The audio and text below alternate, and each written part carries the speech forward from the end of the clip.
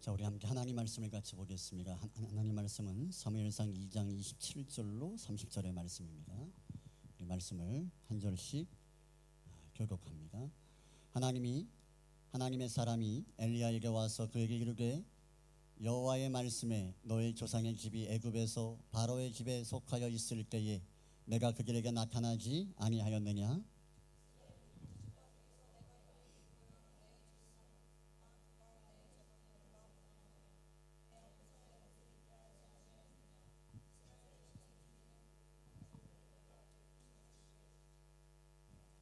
너희는 어찌하여 내가 내 처소에서 명령한 내 재물과 예물을 밟으며 내 아들들을 나보다 더 중히 여겨 내 백성 이스라엘이 드리는 가장 좋은 곳으로 너희들을 살지게 하느냐?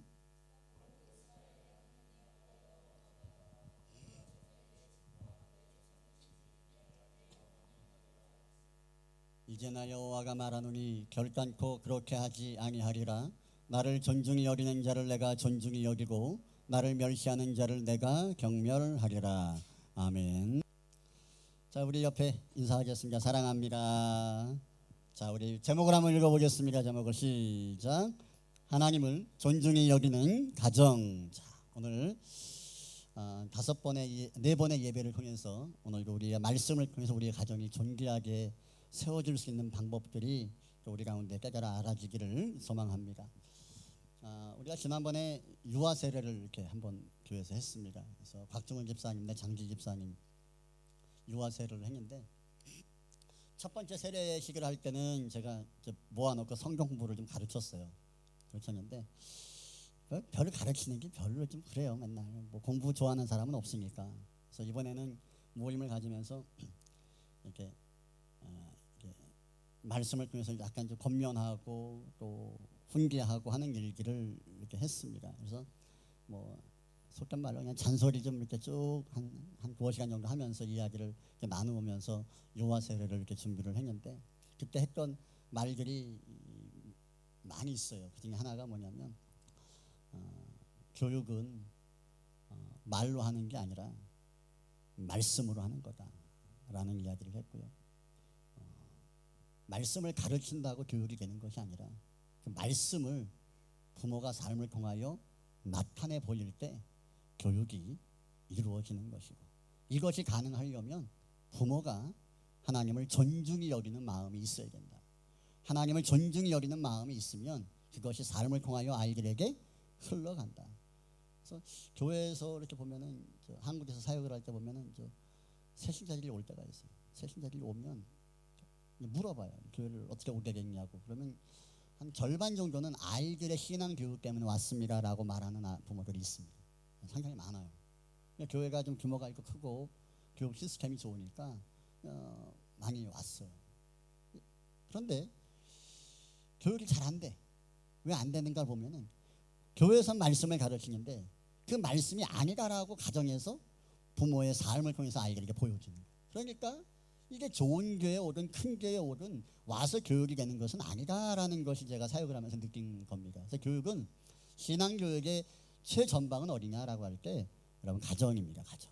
그래서 가정이 하나님을 경외하는 가정이 되어지고 하나님을 경외하는 자들이 가정 가운데 세워져 있으면 그 은혜가 흘러 들어가는 거예요. 그래서 이런 하나님을 존중히 여기는 신앙이 부모들 가운데 있으면 무엇을 할 수 있는지 아십니까? 아이들 머리에 손을 얹고 기도할 수 있어요. 혹시 여러분들 가운데 자녀들의 머리에 손을 얹고 기도하신 분이 있으십니까?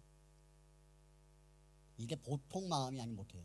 보통 이게 영적으로 이 담대함이 없고 내가 껄끄러움이 있거나 죄악된 것들이 있으면요 절대로 손 못 얹어요.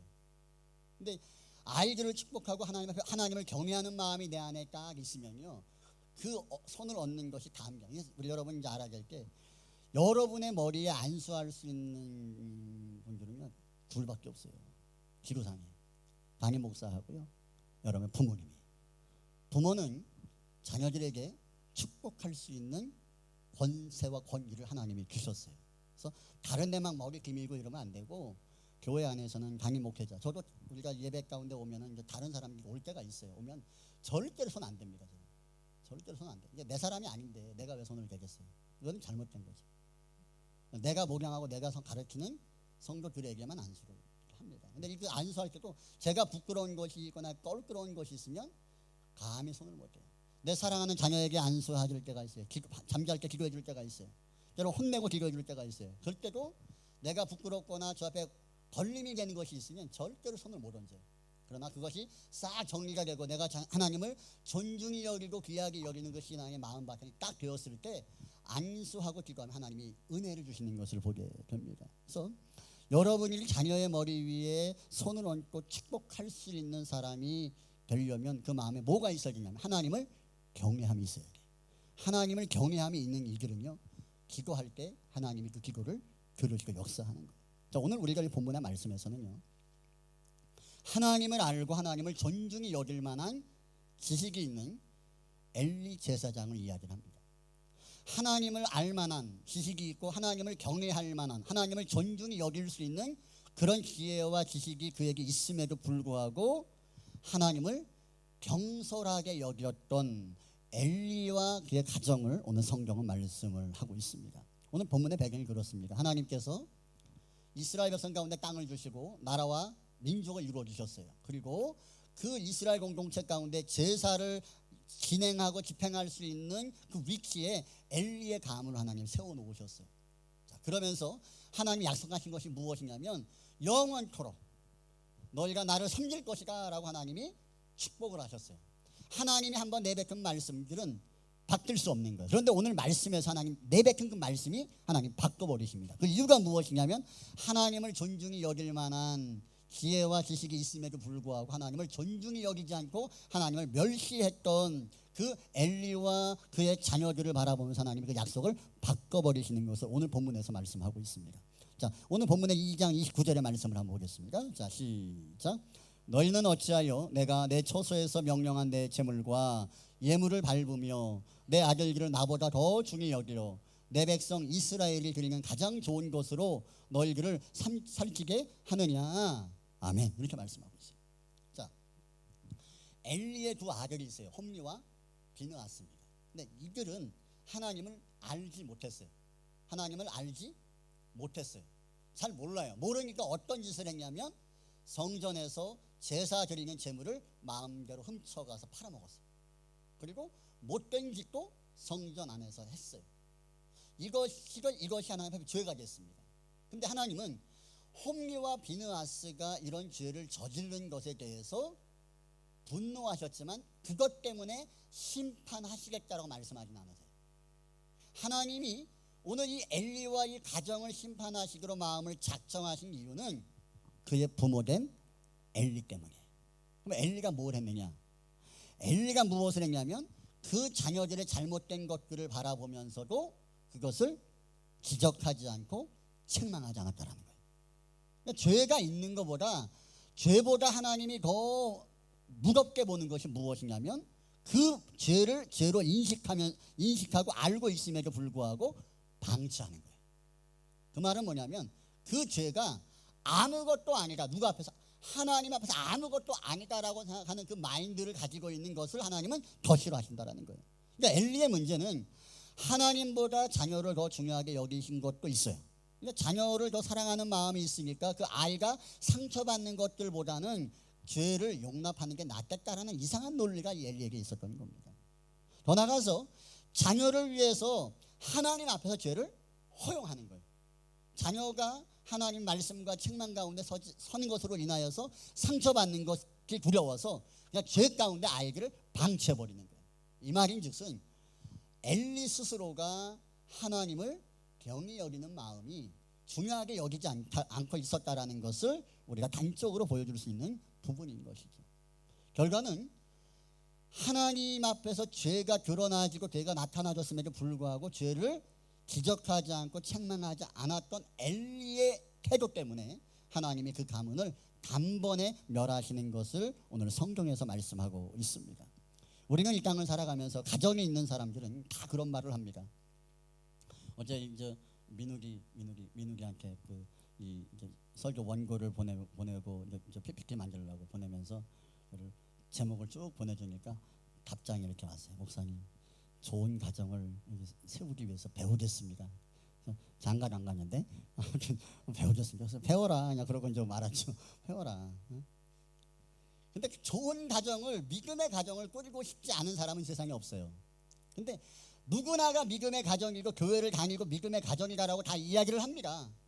그리고 우리는 믿음의 가정이라고 이야기를 해요. 그런데 그 안에서 그 건강하게 믿음의 가정으로 세워지지 않는 이유가 무엇인가를 오늘 성경은 우리에게 말씀하고 있는 겁니다.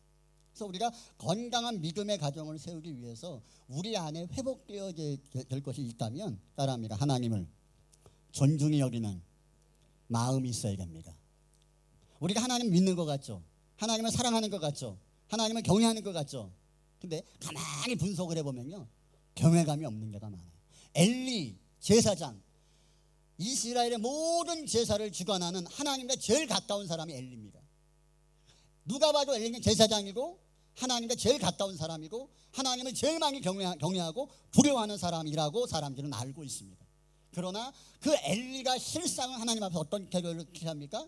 하나님을 멸시하고 모욕하는 자리 가운데 서 있었다라는 것을 오늘 성경은 우리에게 보여주고 있습니다. 하나님 앞에서 좋은 믿음의 가정을 세우기를 원하는 마음을 갖고 내가 신앙을 있다라는 그 막연한 생각을 가지고 가정을 세워가지만 그것이 성경에서 이야기하는 온전한 믿음의 가정, 축복된 가정이다라고 볼 수는 없다라는 겁니다.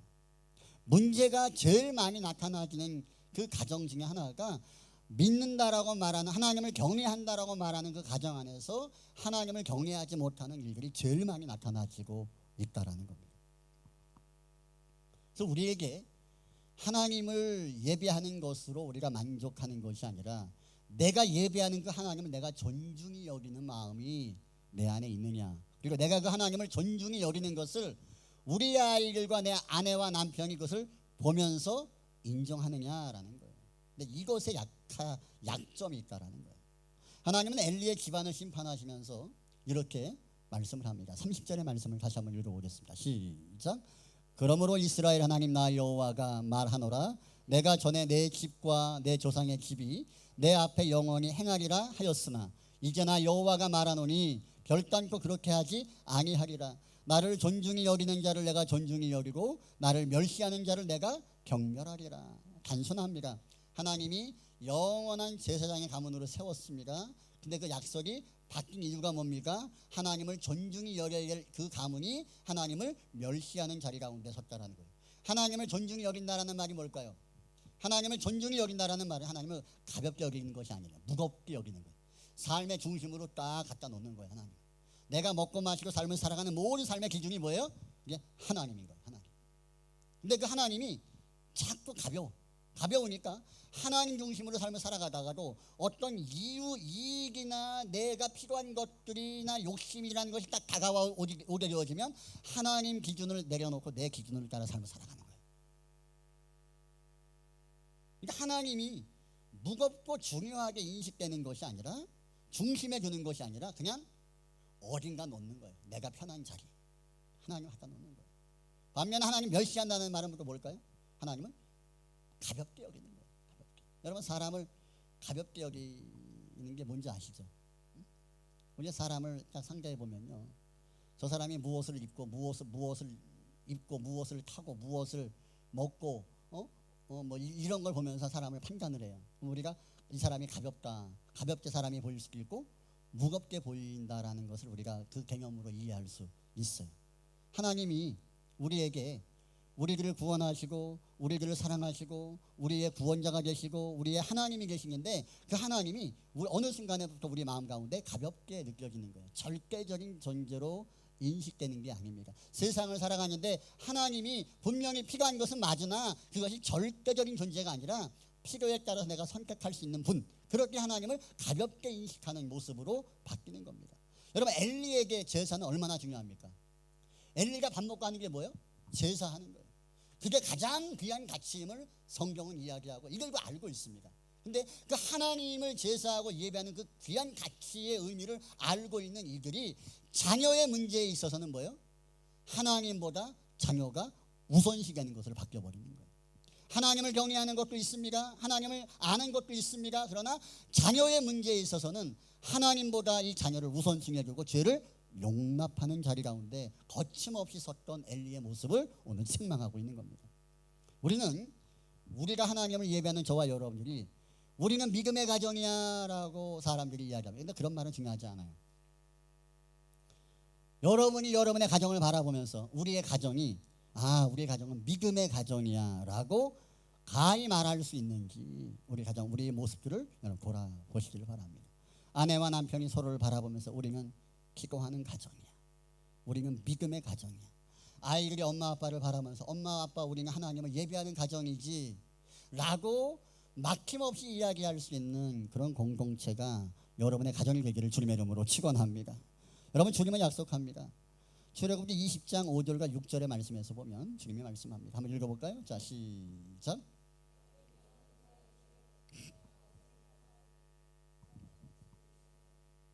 나를 사랑하고 계명을 지키는 자에게는 천계까지 은혜를 베푸느니라. 이게 하나님의 약속이에요.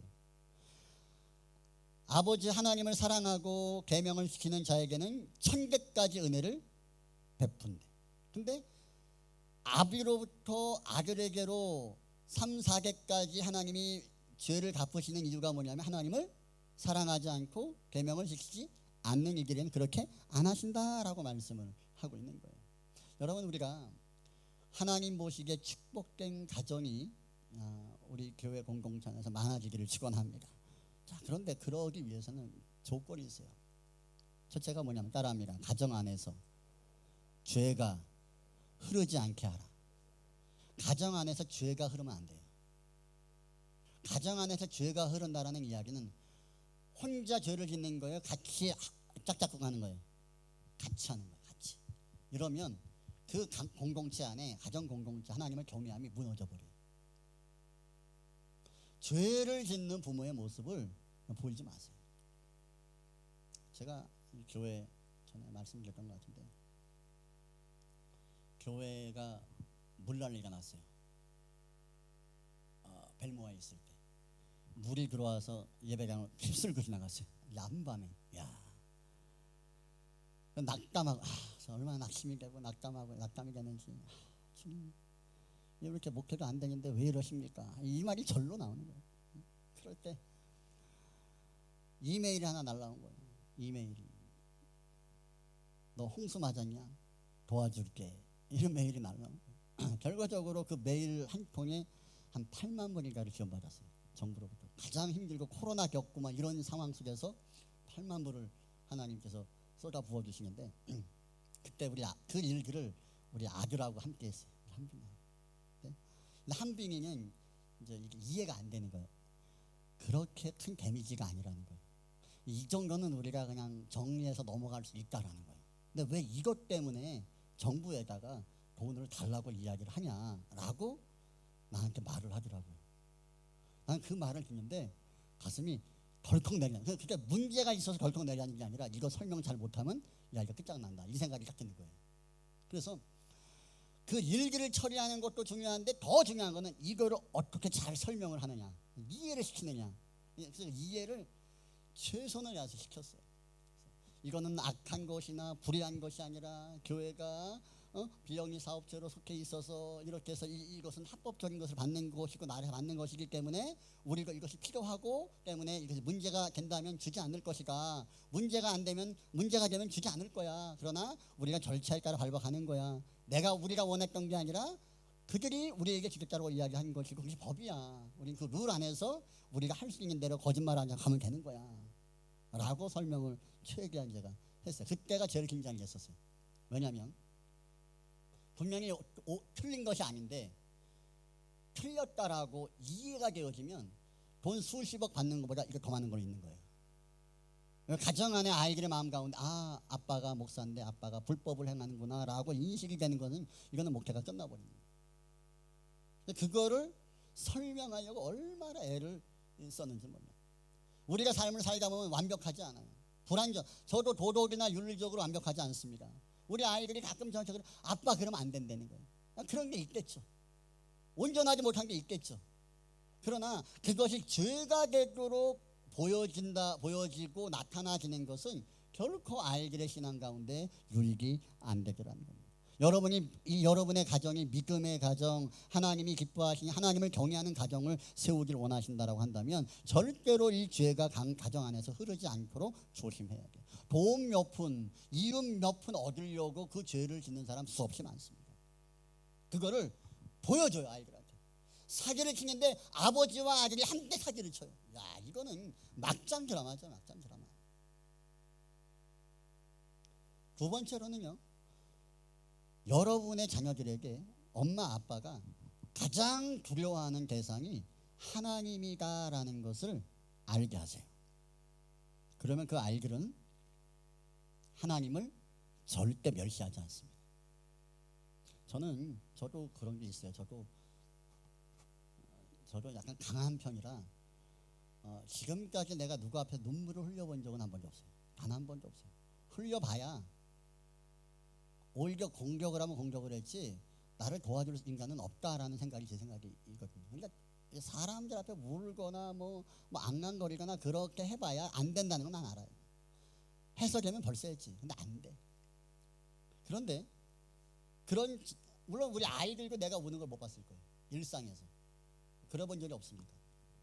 목에 칼이 들어오고 오늘이 끝장나는 상황이 딱 벌어져도 그냥 무던하게 갔지 막 울고 난리치면서 뭐 어떡하냐 이렇게 하지 않았어요.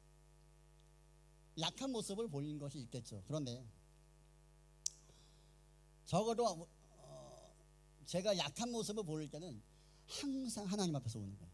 항상 하나님 앞에서 기도하고 예배하다가 하나님 주신 마음을 따라 그냥 어린아이처럼 울고, 때로는 금요 예배든 수요 예배든 말씀 듣고 말씀을 전하고 함께 기도하다가 하나님 주신 마음을 따라 또 기도하고 또 울고, 그냥 어린아이처럼 꺼이꺼이 목 놓아서 울고. 근데 이런 모습들을 우리 아이들은 보면서 자랐어요.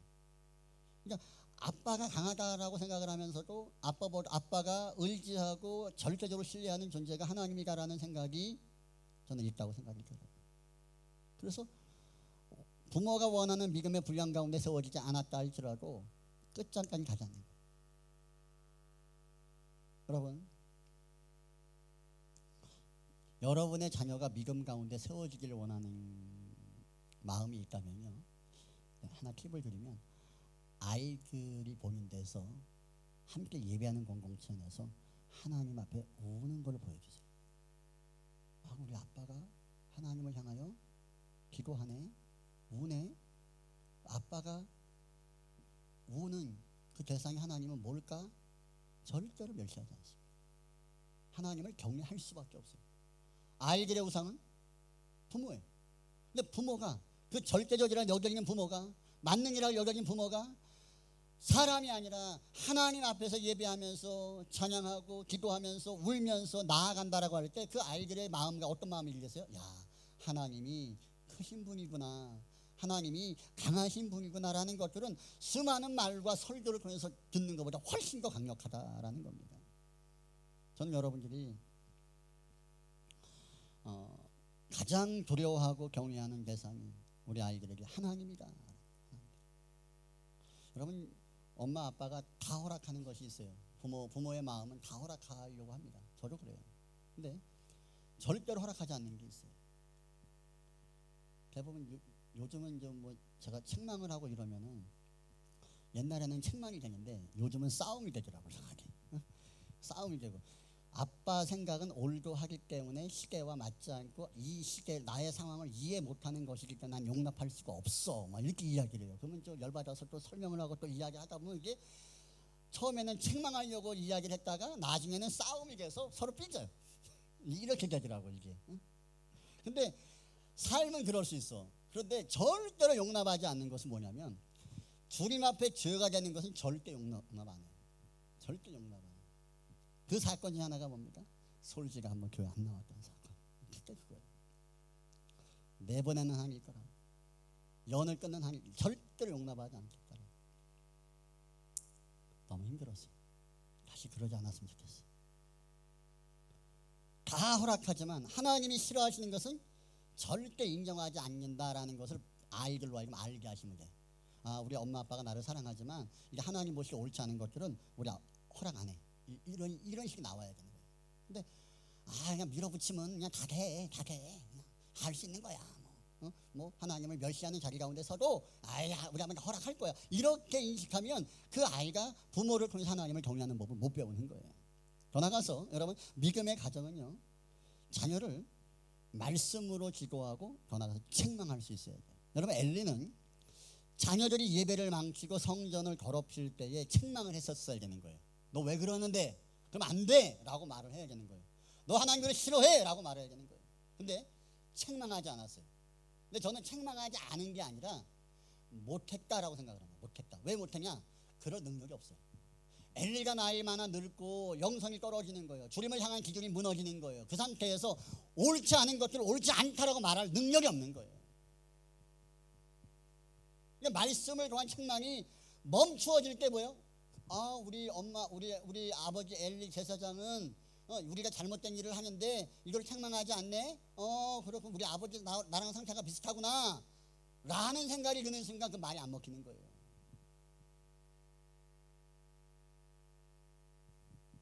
우리가 자녀들을 혼낼 때 그렇게 우리가 자녀를 혼낼 때 조심해야 될 것이, 저도 그런 게 부족하지만 내가 원하는 기준과 내가 생각하는 감정에 의해서 이거를 막 쏘아붙일 때가 있어요. 부모니까 옳다라고 여기는 밀어붙일 때가 있어요. 근데 그렇다 하다 보면 이 상처가 되는 게 대부분 있더라고요. 그런데 그렇게 혼내는 게 아니라 그렇게 말할 수 있어야 돼. 야, 이건 주님 보시기에 옳지 않지 않냐? 야, 이거 하나님이 싫어하는 건데, 하나님 기뻐하시지 않는 건데, 이거는 아빠가 원해도 이거 하나님 원치 않는 건데 우리가 이걸 해야 되나? 라고 단호하게 이야기할 수 있어요. 근데 이거를 할 수 있는 사람이 어떤 사람이 할 수 있어요? 하나님을 존중히 여기는 사람이 할 수 있어요. 근데 가정에서 이런 것이 이루어집니까? 예를 들어서 그런 거예요. 야, 내일 모레가 시험이다. 그러면 이제 교회 가야겠는데, 아빠 나 교회 안 가면 안 돼요. 시험 공부해야 되는데요. 주일날 좀 제끼면 안 돼요. 그러면 그 시험이 너무 중요한 거예요. 그럼 부모 마음에는 공부가 중요해, 예배가 중요해. 헷갈리는 거예요. 기준을 잡기가 어려운 거예요. 그럴 때 무슨 소리 하는 거예요? 하나님이 기뻐하는 걸 먼저 해야지 라고 말하는 게 쉬워요, 어려워요? 어려우니까 잘 못하는 거예요. 어려우니까. 자녀들이 너 그 생각이 틀렸어, 주님 기뻐하시지 않아 라고 명확하게 이야기할 수 있는 영적 상태가 부모에게 있을 때 그 교훈이 말과 삶을 통해 나타나 줄 수 있는 거예요. 그때 그 말이 권위가 있는 거예요. 여러분, 하나님의 기준에서 자녀에게 뭔가를 가르치잖아요. 절대 그 자녀는 부모를 무시하지 않습니다. 근데 왜 부모가 가벼운 거예요? 필요에 따라, 이익에 따라, 그것이 죄악이 됐든 죄악이 아니든 상관없어요. 그냥 편리 따라 움직이는 기준이 없어. 하나님 기준이 아니야. 그것을 자녀가 알 때 부모가 말하는 모든 말들은 영향력이 없는 거예요. 자녀를 사랑한다고요? 사랑하지 않는 부모가 있어요. 사랑한다고 아이들이 절대 안 그래요. 기준이 명확해요. 우리가 믿음의 가정을 세우고 하나님이 기뻐하시는 가정을 세우길 원한다라고 한다면 하나님을 존중히 여기는 기준이 부모 세계에 명확하게 있을 때 그게 흘러가는 거예요.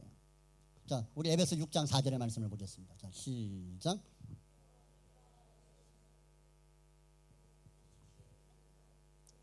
자, 또 아비들아, 목사들아, 교사들아 이렇게 말하는 거예요. 누가 뭐라고 말해? 너 또 아비들아, 어미들아 이렇게 말합니다. 자녀를 노엽게 하지 말고 오직 주의 교훈과 훈계로 양육하라. 누구에게 말씀합니까? 부모에게 이야기하는 거예요. 부모에게. 말씀을 가지고 책망할 수 있어야 되는 거예요. 그 정도 영적 상태가 돼야 아이들을 믿음으로 양육할 수 있는 거예요. 마지막 하나로 말씀을 드리면, 여러분, 하나님을 경외하는 신앙 교육에 우선순위를 두세요. 근데 이것도 어려운 게 뭐냐면, 조건이 뭐가 깔려 얘기해요?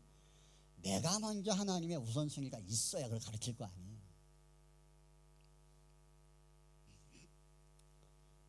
우리가 이민 오신 저와 여러분들이 어때요? 삶이 힘들죠?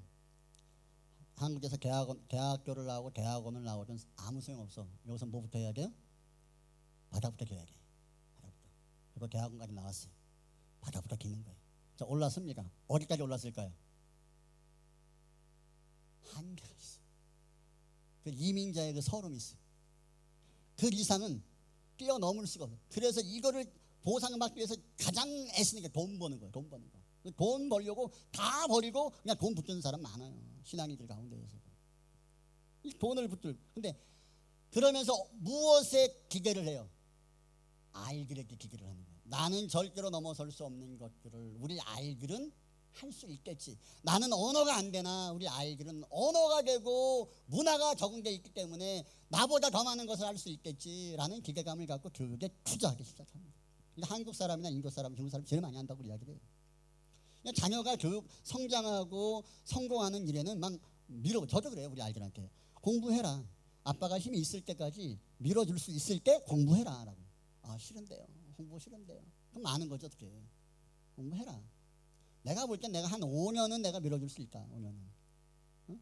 5년까지는 내가 해볼 수 있는데 그 이상은 모르겠다. 할 때 밀어줄 수 있을 때 공부해라 라고 이야기해요. 왜 그런지 알아요? 나는 이게 한계야. 그 이상은 바라볼 수도 없고 바라본다고 되지가 않아. 그 바라봄을 내 자녀를 통해서 이루어져 가고 세워져 바라보면서 대리만족을 누리고 싶은 마음이 부모에게 다 있는 거예요. 그러다 보면 아이들에게 우선순위를 갖고 막 몰입하기 시작합니다. 그럼 뭘 놓치는지 알아요? 대부분 하나님을 놓쳐요. 그러니까 믿음의 가정들이 아이들이 탈선하고 문제 가운데 있는 이유가 무엇이냐면 아이들에게 다 퍼주는데 뭘 못 남겨줘요? 믿음의 유산을 못 남겨주는 거예요. 신앙 교육을 못 남기는 거예요. 제가 청년들 사역들을 한국에서 이렇게 하면서 지금 똑같은 이야기를 해요. 실력과 영성을 키워라. 이야기 내가 처음부터 했죠. 실력과 영성을 키워라. 두 가지만 주구장창 이야기하는 거예요. 시험 기간이 되면은 중간고사 있고 기말고사가 시험 기간이 되면 벌써 권사님들이 연락이 와요. 권사님 연락이 와요. 아이들이 이야기를 와요. 목사님 그 엄마가 이제 2, 3점은 시험이라는데 교회를 가야 되냐고 나한테 물어요. 이렇게 물어요. 그러면 이제 그 이야기 나한테 이야기를 해요. 그럼 뭐라 그랬는데 뭐 교회 가야죠 라고 말을 했다는 거야. 근데 이게 날짜가 다가오면서 그 압박 소리가 직접적으로 옵니다. 직접. 목사님 우리 애 다음 주 시험인데요. 그래서 근데 어쩌라고요? 그리고 나서 이제 예배가 있으면 이제 단번에 그냥 정리해버려. 시험이 내일이어도 오늘 교회 옵니다. 이렇게 이야기를 해버려. 그러면 저 권사님들 집사님들 입이 개빵 나와가지고 저 목사가 애가 어리니까 아직 고3에 고충도 모르고 중3에 고충도 모르고 대학이 이제 졸업을 해야 되는데 이거 애가 어리니까 아직 공부에 대한 심각성을 모르지 이러면서 그냥 말이 주구장창 나와요. 그러나 마나 그게 옳은 걸 이야기하고 밀어붙이고 갑니다. 시험을 봅니다. 그러면서 하는 이야기가 미리 준비해라. 밤새 미리 준비해라. 미리 공부해라. 시간 내서 잠을 쭉 공부해라. 이러면 계속 이야기를 하죠. 시험을 딱 봤어요. 그러면 제가 여기서는 잘 안 하는데 한국에서는 그런 걸 했어요. 성적표 딱 받아서 예배 시간에 10분, 20분 이거 1시간을 할애해가지고 성적표를 읽어줘요. 몇 점. 작년에 비해서 또 지난 학기에서 몇 점이 올랐다 이렇게 이야기를 해버려요. 그러면은 애들이 막 혀를 차요. 그래서 그것 때문에 너무 힘들다 부담된다. 근데 이제 그러면서 늦게 보는 거는 다 올라요. 점수가 다 올라요. 오르면 그 다음 타선 하는 이야기가 너는 다음 주에 와서 피자 사와라. 이렇게 피자 사와라. 왜? 점수가 올랐으니까. 그러면 얘가 돈이 어디 있어요? 엄마한테 이야기할 거 아니에요. 그럼 권사님한테 가서 이야기를 합니다. 엄마 목사님이 청년부 피자 사래요. 몇 명인데? 다? 왜? 점수 올랐다고 나보고 사래요. 그래? 그럼 피자 사가져 옵니다. 그렇게 먹는 거예요. 그러면서 그 아이들이 믿음으로 자라가고 세워져 가는 것들을 보는 거예요. 아이들 편의에 좋은 것, 귀한 것, 옳은 것, 맞는 것이 아니라 하나님 앞에서 옳은 것, 맞는 것, 귀한 기준을 잡고 그냥 가는 거예요. 가다 보면 거기에 순종하고 들어오는 아이들을 하나님이 결국은 세우시고 만들어 가시는 것들을 보게 됩니다. 그러니까 우리가 교회 공동체 안에도 마찬가지예요. 이 교회도요.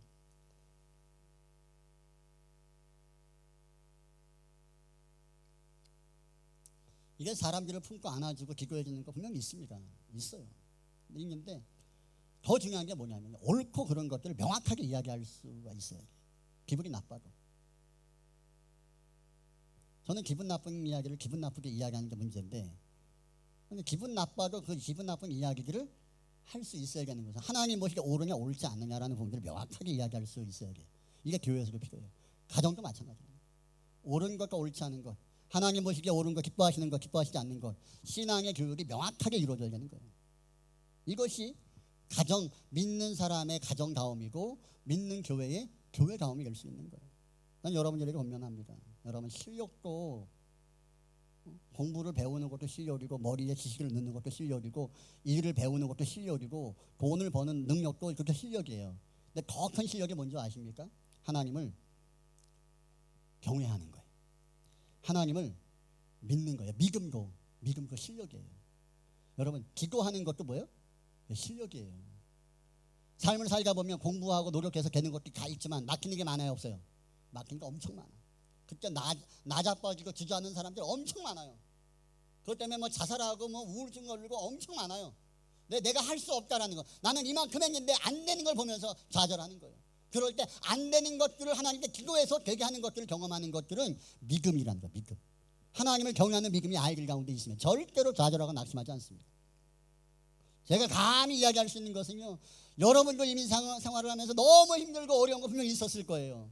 그러나 그 위기를 뛰어넘는 방법 가운데 하나가 무엇이냐면 믿음, 하나님을 신뢰하는 믿음, 그럼에도 불구하고 죄와 타협하지 않는 믿음, 그 믿음이 나에게 실력이 되었기 때문에 하나님이 나를 붙들었다고 난 믿습니다.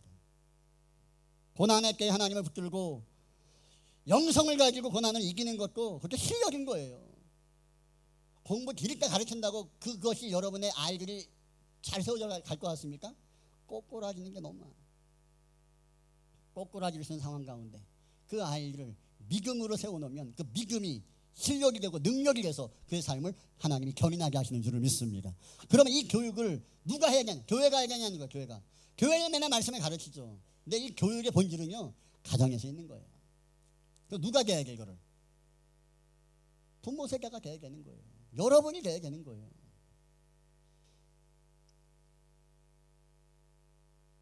자녀들로 하여금 예배하게 만들고 기도하게 만들고 말씀 보게 만들고 하나님을 존중하게 만드는 거, 이거를 가르치려면 뭐가 돼야 돼? 부모 세대가 돼야 되는 거예요. 말하지 말고 보여줘야 돼요.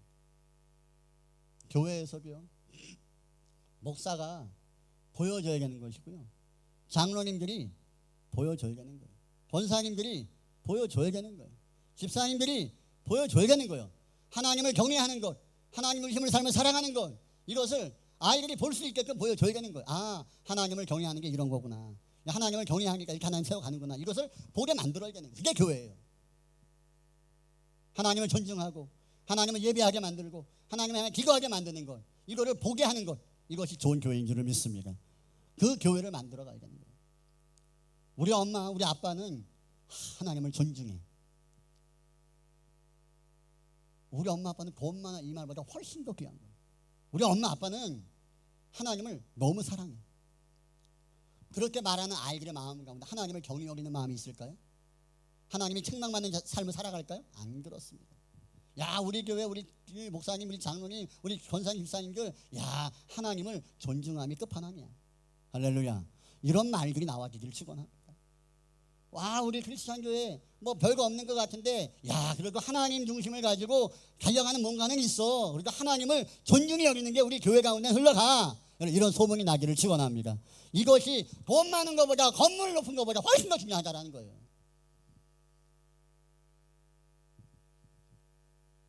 하나님을 경외함의 끝판왕이 다 여기 있기를 축원합니다.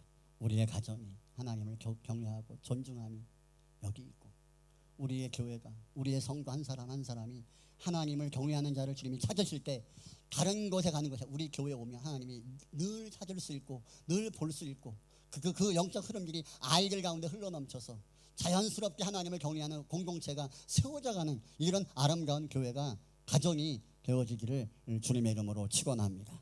이것을 위해서 가장 먼저 왜? 사람이란 나부터 하나님을 경외하는 자리로 돌아서야 됩니다. 이게 돈보다 훨씬 더 중요합니다.